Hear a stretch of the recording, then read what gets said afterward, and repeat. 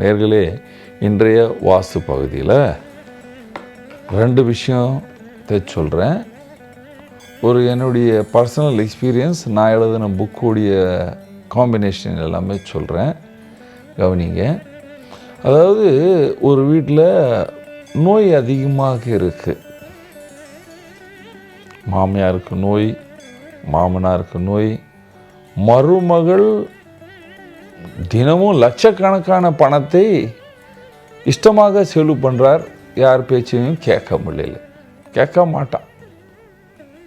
ஏன் இந்த மாதிரி அந்த நிலைமை இருக்குது பாருங்கள். நான் பல நிகழ்ச்சியில் சொன்னேன், வடகிழக்கில் டோர் இருக்கக்கூடாது. இவருக்கு ஒரு பெண்ணு கனடா வாழுது, ஒரு மகன் இருக்கின்றான்.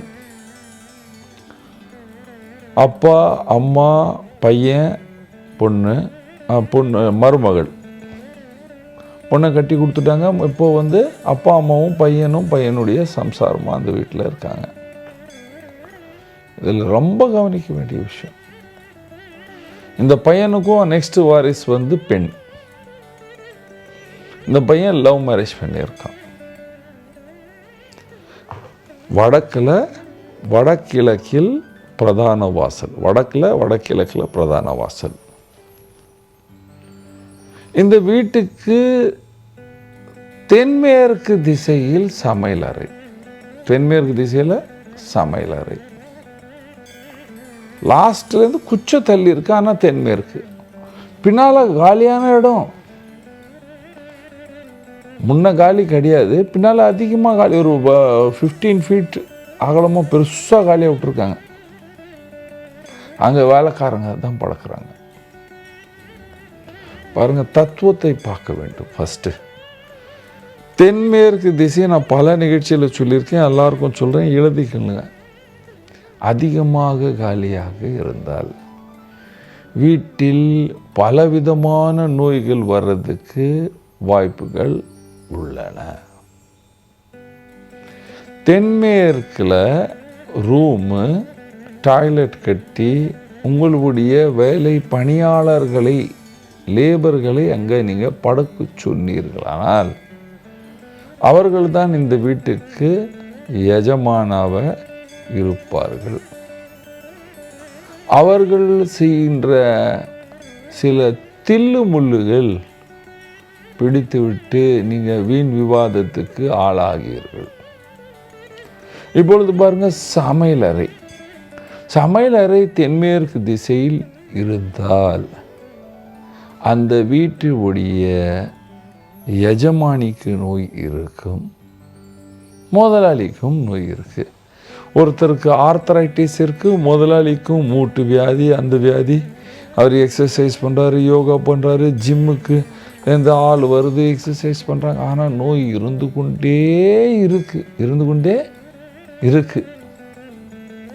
மருமகள் பேச்சை கேட்கவில்லை.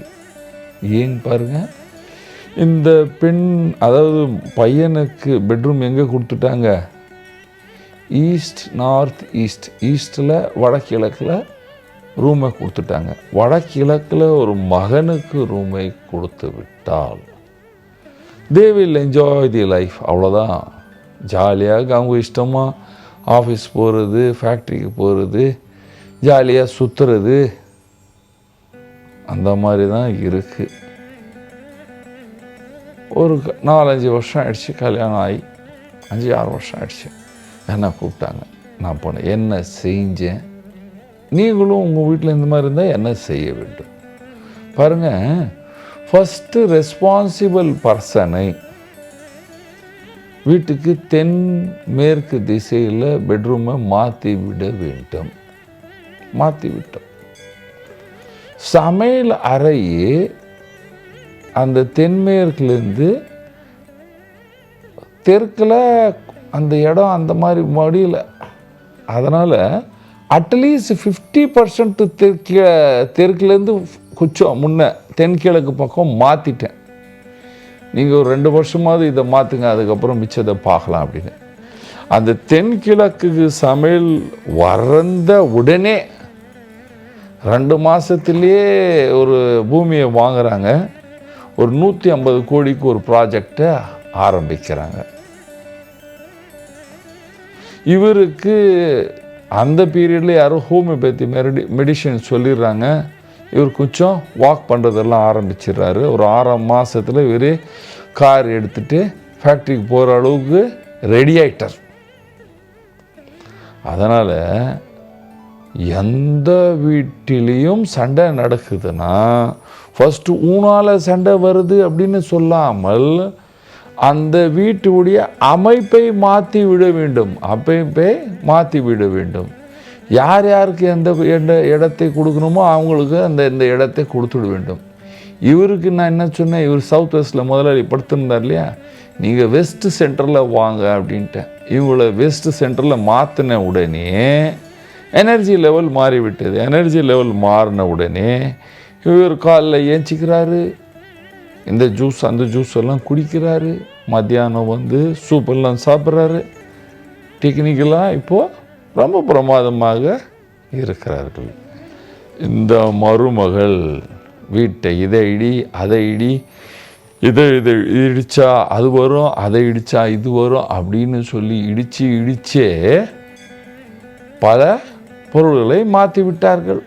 ஏன்னா கோடிக்கணக்கில் சொத்து இருக்கு இல்லையா, இஷ்டம்தான் 1 லட்சம் 2 லட்சம் 5 லட்சம் பொருள்கள் வந்து விட்டது, தேவையில்லாத அதில் ஒரு விஷயம் என்னென்னா, வீட்டில் கேக்டஸ் மரங்கள், அதாவது முள்ளாக இருக்கும், கையாக இருக்கும், அந்த மாதிரியெல்லாம் இருக்கும், இதெல்லாமே தூக்கி வெளியே போட்டுடுமா அப்படின்னு. வாய் குருஜி அப்படின்ட்டாங்க. யூ வில் கெட் மோர் மணி. ஏன்னா அந்த அம்மாவுக்கு தேவையானது பணம் தான். ஆனால் நமக்கு தெரியும், இதை தூக்கி போட்டால் பணம் வருதோ இல்லையோ மன நிம்மதி வந்துடும். தூக்கி போட்டாங்க, விவாதங்கள்லாம் குறையிறது ஆரம்பிச்சிடுச்சு. இந்த சமையல் மேடை கிழக்கு திசை மாறின உடனே, அதுவும் கிழக்கு பக்கம் தென்கிழக்குலேருந்து கொஞ்சம் முன்ன சென்டர் ஆஃப் சவுத் ஈஸ்ட் மாறின உடனே மன நிம்மதி வர்றது ஆரம்பிச்சிடுச்சு. அதுக்கப்புறம் வீட்டில் விதவிதமான வண்ணங்கள் இருந்தது. அதில் வடக்கு வாலில் சிவப்பு வண்ணங்கள் இருந்தது.